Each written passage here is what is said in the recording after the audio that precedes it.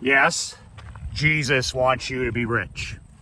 Jesus wants you to sell your way through life, and Jesus and God and the universe and your creator, whatever you believe in or do not believe in, Jesus, God, and the universe are counting on you selling your way through life. And yes, God and Jesus and the universe want you to be rich. Michael McLean, brassballsvideos.com. I am an ex-professional hockey coach, ex-amateur championship hockey coach turned 8-figure entrepreneur. I'm a husband, a father, and a small business owner just like you.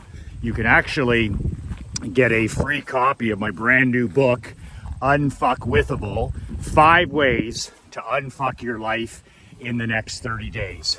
The free download. I wrote this book about 3 months ago. It's only 22 pages. There's no fluff, there's no filler, there's no theory. You can print it off. You just put in your email in that link, brassballsvideos.com, and I will email you a copy of the book within 5 minutes. The link is below in the description, brassballsvideos.com. Just a word of warning about that book. 99% of entrepreneurs want nothing to do with it. And this book will horrify excuse makers, wimps, or anybody that's bought into this victim culture. So that book's for champions, not for chumps. You can download it when you want below. So I was in a sales meeting my first year in the insurance business, and my dad was running the sales meeting, and there was the 3 of us. 3 guys selling insurance, home and car insurance, life insurance, a little bit of small business insurance. And there was a guy sitting in the meeting with me, and he was new to the business. And my dad was talking about all of these sales and marketing ideas that I was going to be implementing. I joined my dad after I sold my hockey team. And the one thing that I could bring to the insurance business was a proven track record in sales, marketing, advertising, and promotion. I didn't know jack shit about the insurance business, but I knew how to sell. And I had been selling my way through life since I was like 5 years old. But my dad's sitting there running this sales meeting, and he's talking about the postcards and the flyers that we're gonna mail, the old school yellow page ads. We're gonna do stuff online with Facebook. We're gonna do email marketing. We're gonna use phone scripts. We're gonna record phone calls. We're gonna read books on sales and persuasion and influence. And this guy, who was a very religious individual, my dad was raised Catholic, so he's sitting there and he's listening to this guy, and the guy says, Frank, he says, all this sounds amazing, which means it doesn't sound amazing. And he says to my dad, he says, a lot of this stuff, it just makes me feel like I'm pushing somebody into something, that I'm making them do something that they don't want to do. When I'm selling on the phone like this, or selling in person, or I look at these ads, I just feel like it's unethical. I believe that I'm a pushy salesperson. I don't like being viewed like that. And I just think this is unethical and against what I believe in. And I'll never forget the look on my dad's face, because he didn't miss a second. He leaned in on his desk and he goes, Ted, Jesus wants you to sell, and Jesus wants you to be rich. And, he knew that Ted was a religious guy. So talk about, the color come out of somebody's face.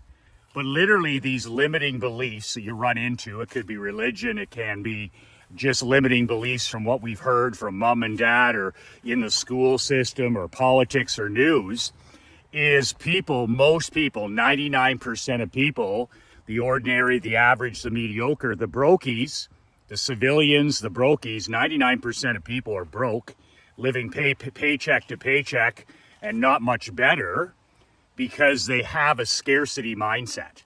They don't understand that whatever they believe, whether it's Jesus, whether it's God, whether it's your creator, whether it's the universe, whether they don't believe in anything, okay, the best thing you can do for the poor, and that's another one from my dad, who came from nothing, less than zero, abandoned at birth, adopted into a family, no entrepreneurs, no role models, and he worked to age 85, building multiple companies, never once working for anybody else. And one day we're having a beer and a sandwich. Every week we'd meet on Monday and talk about life and business and marketing and sales and family. And my dad used to say the odd time, he'd say, the greatest thing you can do for the poor, son, is not be one of them. He said, the last thing this world needs is another bleeding heart. The last thing this world needs is somebody allowing you to be less than you can be. The last thing this world needs is a victim, another excuse maker, another complainer. And, you know, being raised with my mom and dad, I just remember where sales in our family, we talked about sales and advertising and winning. We talked about it at the kitchen table almost every night. Almost every night as a family, my dad would end up talking about what he sold that day, his new customer, who he signed up, who, you know, somebody that referred some business. He would talk about the new products that he was promoting. Sales, sales, sales, sales, money, money, money, money, abundance, abundance, abundance, abundance. And I mean, he was building up McLean Insurance from one employee. It was him and one other guy. They started with the yellow pages. They're like my pal, Russ Lowry. He started with a phone book. Okay, my dad started dialing for dollars with the yellow pages. We have it so easy in 2024, it's a fucking joke. Are you kidding me? It's tough out there on young people. It's tough out there on solopreneurs. It's tough out there being a small business owner. It's tough being an entrepreneur. Are you kidding me? My parents were born into the Great Depression, 1933. My dad started his business with a phone book, dialing for dollars, having hundreds, if not thousands of people tell him to get lost day after day, hour after hour. And he built it up. He built it up until when I finally took it over, it was 4,000 clients. People have it tough my ass. The reality is now, is we live in the greatest time in history to be alive, 2024. There is no greater time to be alive than right now. There is never a greater time in history to be an entrepreneur, to be a business owner, a small business owner. There's never, ever been a better time. Like my dad, he didn't have the internet. He didn't have artificial intelligence. He didn't have computers. He didn't have anti-social media. He didn't have any of that stuff. They didn't have any computer software to design ads. You know, if you put an advertisement on the radio or on TV, or if you mailed a sales letter, it took weeks to create it. We have every advantage under the sun. Like our creator, okay, our God, our universe, whatever it is, now is the absolute greatest time to be alive and to be an entrepreneur. And the advantages I had over my dad when I got into the insurance business were insane. Social media like Facebook was coming together. We use Facebook, you know, to add hundreds of thousands of dollars to our insurance agency. My dad never had any of that stuff. I started mailing out flyers, you know, 500 a month. And then when I was at my peak, 140,000 flyers mailed a month. The post office guys would literally deliver these things for 10 cents each, and they were 10 cents to print. And we were just printing money, 140,000 flyers a month. And if you live within, I don't know, 200 miles of my desk, you got a flyer every month, one of those ugly, ugly goldenrod save money on your car insurance flyers. And then we had the advantage, of course, of magnets on the phone books and post-it notes on the newspapers. And then Twitter came along. And then the massive one, email marketing. I built our email list up from 0 to 62,000 people. And I ended up selling it as a separate entity when I sold the business in 2017, I sold that email list for $500,000, 500 grand. And, you know, my dad didn't have any of these advantages. So when I hear people like, oh yeah, inflation or the government, my dad had been through all that with Carter. We got Reagan because of Carter. My dad and mom knew about mortgage rates that were 14, 18, 20%, where you actually had to put down a deposit on your home. Inflation, are you kidding me? Jimmy Carter had the highest inflation numbers in history. And then, of course, you're dealing with nuclear war threats in the Soviet Union, and it never stopped.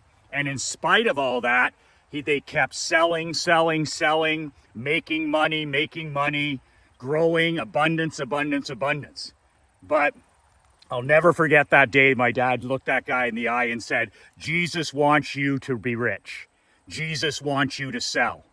And when you think about it, you know, regardless of what you think in terms of your spirituality, like, do you really think that we've been blessed with there's never been more wealth? You're literally standing in trillions of dollars, rivers of money.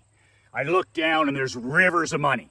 There's rivers of money in Canada, rivers of money in the United States, rivers of money in Europe, rivers of money everywhere. We're standing in trillions of dollars, rivers of money. We just need to step down with a pail or a bucket and just scoop up as much as we want. If rivers aren't enough, we got oceans of money. We've never, ever, our society has never been wealthier than it is now. Rivers of trillions of dollars of money for you to claim as your own. If you can solve problems, if you can sell, if you can market, if you can promote. Jesus wants you to sell. God wants you to sell. The universe wants you to sell. And you'll never, ever change my mind. My Creator didn't put me on this earth. I didn't get the blessing of being born into one of the two greatest countries in the world, the greatest time in history.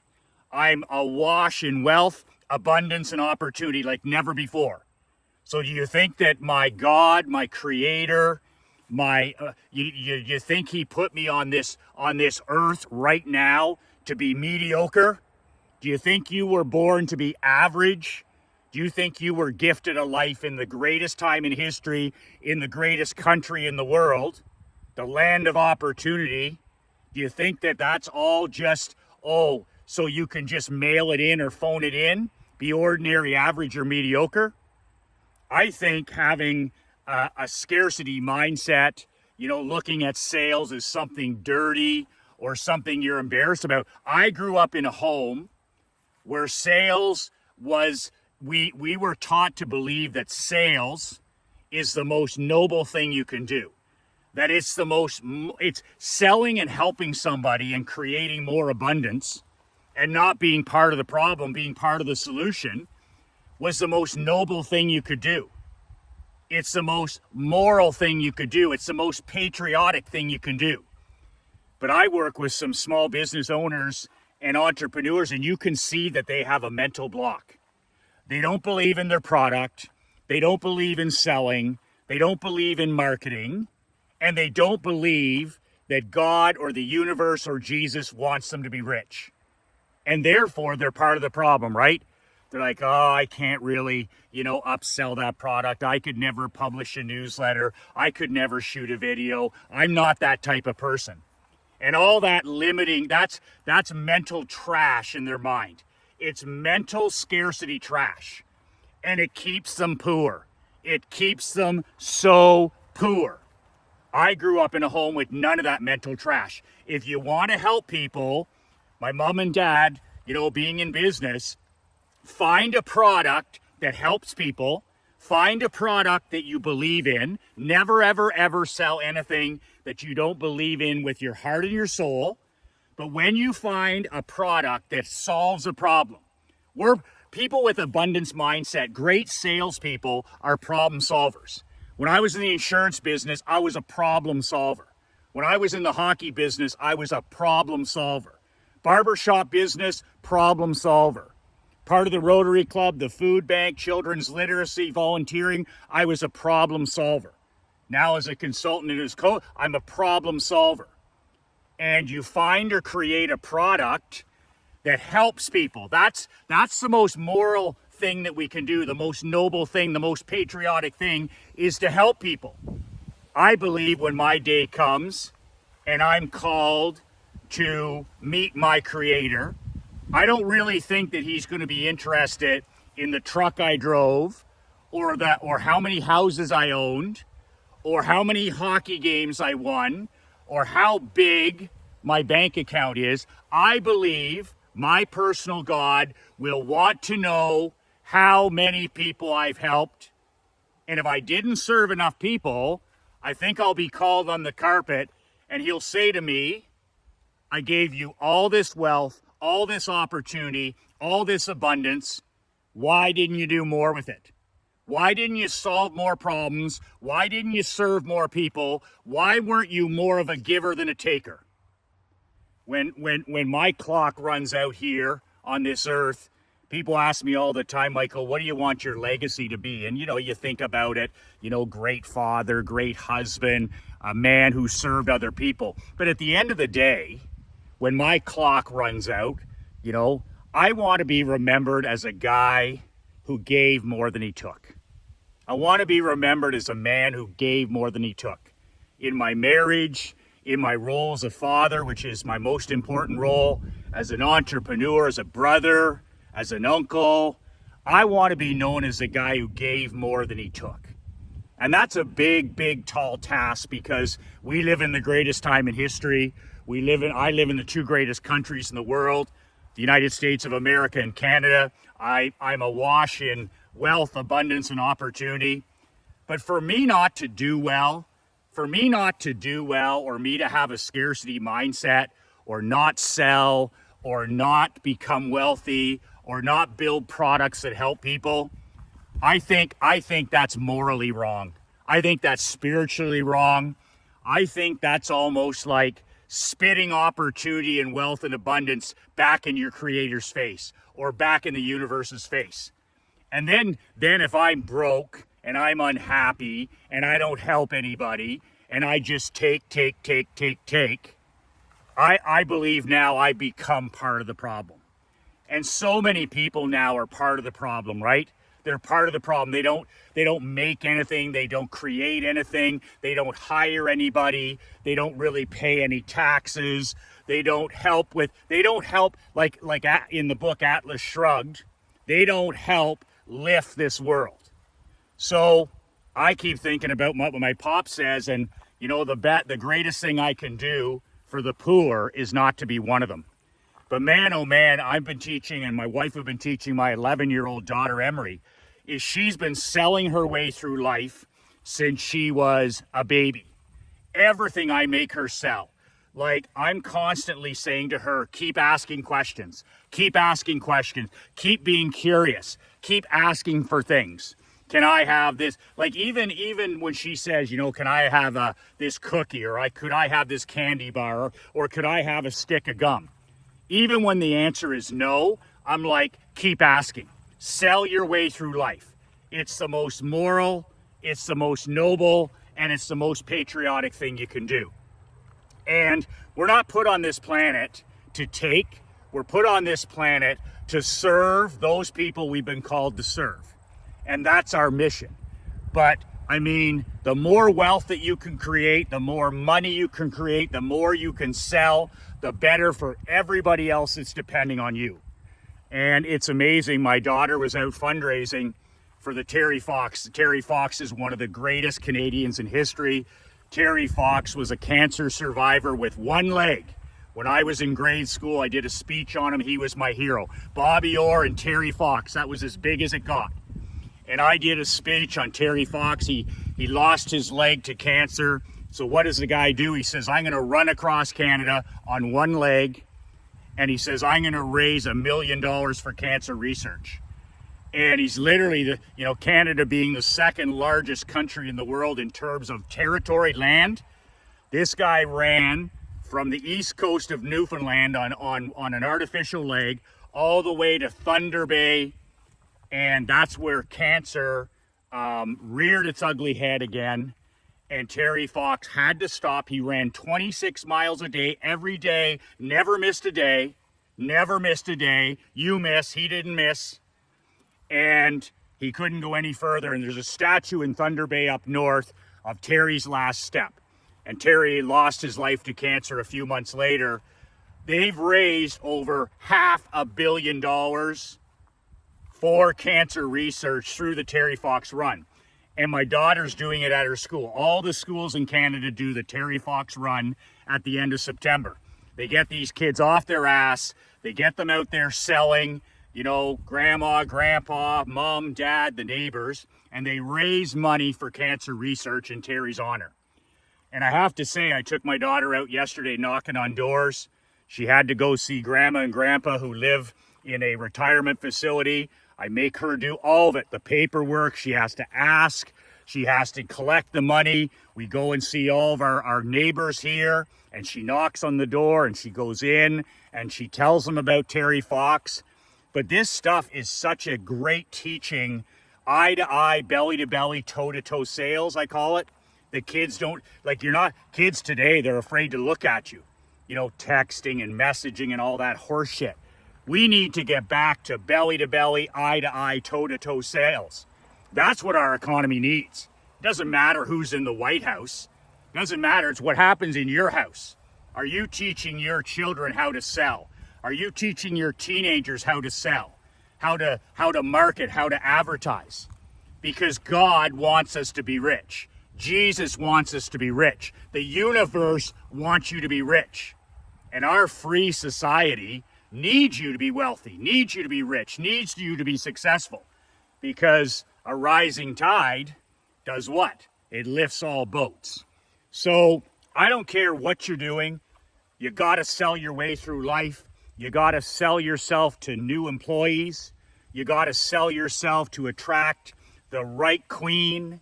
You got to sell yourself to be the right parent. You got to sell other people on your vision, on your goals. You got to sell. Like, all I do is get out of bed in the morning, and I've been doing it for so long. All I do is get out of bed in the morning, thank my Creator for all the blessings in my life, and then I get my ass going selling. Writing emails, shooting videos like this, writing newsletters, writing telegrams, phoning people, going to see the girls at Tim Hortons or Dunkin' Donuts. I'm even selling when I'm out there. I'm selling high energy. I'm selling happiness. I'm selling marketing. I mean, it's just sell, sell, sell. And the better I do, the better everybody else can do. But there's no nobility in poverty. The last thing we need is more people to take a vow of poverty. You're not Mother Teresa. The vow of poverty ain't going to cut it. We need more winners, not more whiners. We need more champions, not more chumps. And the vow of poverty, there's no nobility in poverty in a capitalist environment. We need to get out there and sell ourselves, our products, and help people. And like my dad said to that salesman after he said, he says, Jesus wants you to sell. Jesus wants you to be rich. And my dad said, there's no nobility in being poor. First of all, you lose your job, you lose your house, you lose your car. There's no nobility. And then you become a victim. Now you're a plague on society. Now you're part of the problem.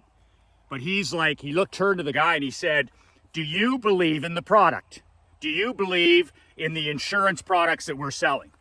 And the guy looked at my dad and he said, Frank, he goes, I actually do. He says, that's the reason I'm here. I really believe that I can make a difference helping protect people's assets, their hard-earned assets. The wife and husband that work at the factory and they've saved for their home or their truck or their RV. He says, I can really help people in this industry. And yes, I believe in what I'm selling. My dad turned to him, he said, do you think you serve anybody by being ashamed or being embarrassed about that and keeping that to yourself? Or do you think it's morally more correct or ethical or noble or patriotic to sell as many people and help as many people? You just said you believe in the product, you believe it'll help people, it'll save people's lives in some cases, and you want to keep it a secret? And literally the guy's mindset shifted from scarcity to abundance. He's like, no, I'm proud that I work here. I'm proud of the products.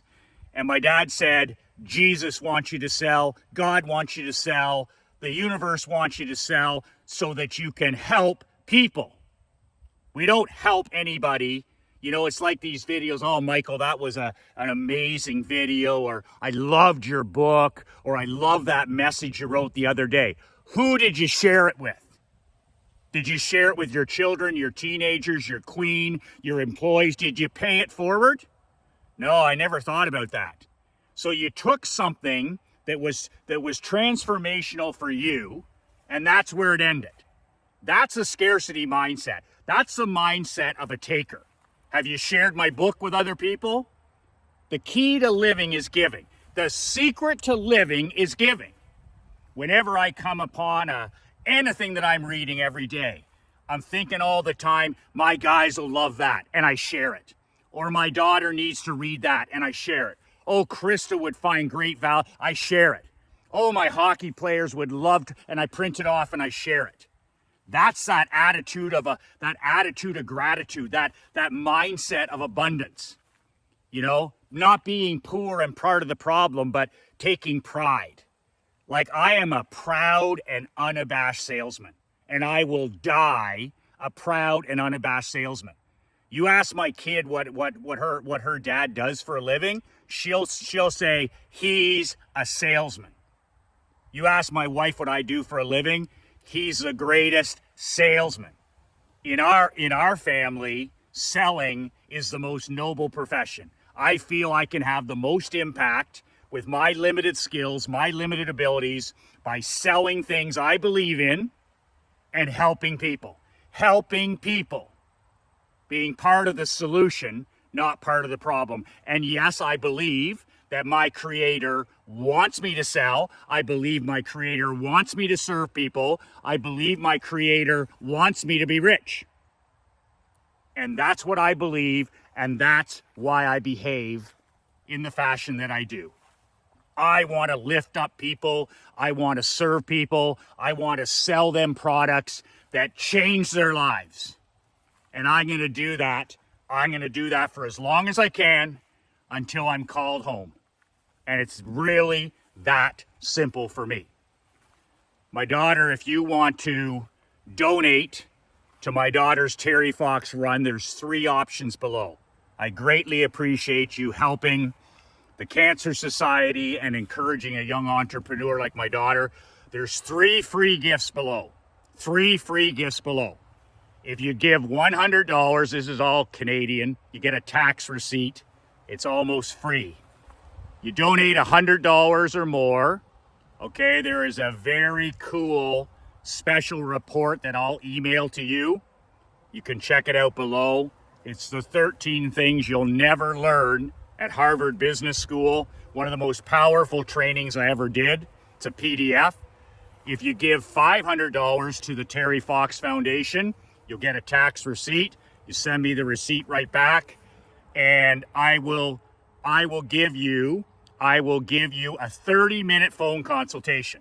That's a $2,000 gift. If you give $500, you can get on the phone with me one-on-one at your convenience for 30 minutes to talk about anything you want to talk about. If you give $1,000, like, you know, the Northeast did last year as an example, I'll gift you a 60-minute, 1-hour phone consultation. I don't do phone consultation anymore. I just do them for charities. So there's your options, 100, 500, and 1,000, and my personal gifts that come with them. And I appreciate you supporting a young person who is developing sales skills, persuasion skills, marketing skills. And as you can see, you just click on the link below, you make your donation, email me your receipt, and right away I'll send you the training, and or I'll send you my calendar, and you can pick when you want to get on the phone with me. The key to living is giving. Jesus wants you to sell. God wants you to sell. The universe wants you to sell. Jesus wants you to be rich, God wants you to be rich, and the universe wants you to be rich. And it is the most moralistic, the most noble thing, and the most patriotic thing you can do to thank whatever or whoever you believe in for us living in the greatest time in history. We are awash in wealth, we are awash in opportunity, and we are awash in abundance like never before. And to do anything less than our very best and to help as many people as we can solving their problems is shameful, absolutely unforgivable and shameful. We need more winning, not more losing. We need more champions, less chumps, and we need more victors, less victims. 2 words that changed my life, 2 words that can change yours. Be relentless.